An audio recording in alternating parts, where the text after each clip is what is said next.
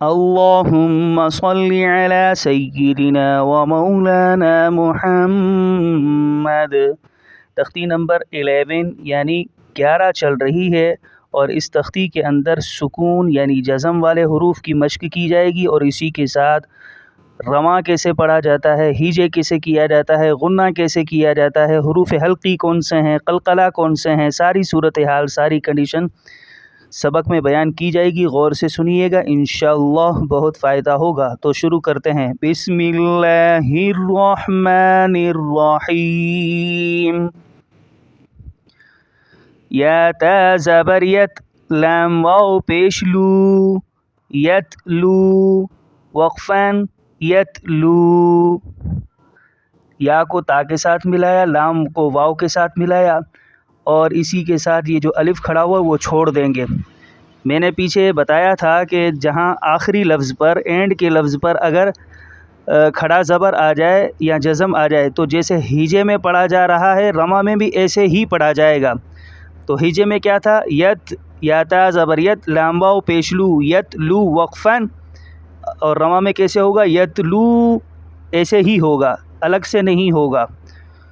یا دال زبر ید، عین واو پیش عو، یدعو وقفاً یدعو، یہ بھی ایسا ہی ہے، الف کو چھوڑ دیا جائے گا، اور جیسے ہیجے میں پڑھا جا رہا ہے رما میں بھی ایسے ہی پڑھا جائے گا۔ تا جیم زبر تج، را یا زیر ری، تجری وقفاً تجری۔ اینڈ پر جزم آ چکا ہے، اسے جزم سکون کہا جاتا ہے۔ یہ دال کی شکل کی طرح چھوٹا سا بنا ہوا ہے، اور یہ پچھلے لفظ کے ساتھ ملتا ہے، را کے ساتھ مل رہا ہے، ٹھیک ہے۔ تجری وقفاً تجری، دونوں کنڈیشن ایک ہی ہے ہجا اور رما میں۔ یا ہا زبر یہ، دال یا زیر دی، یہدی وقفاً یہدی یہدی۔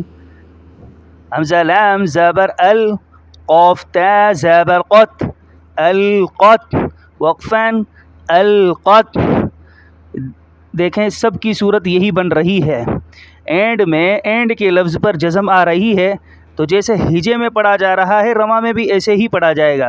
قاف ہرا ہے، جہاں لفظ ہرے آ جائیں گے وہاں پر یعنی موٹے پڑھے جائیں گے۔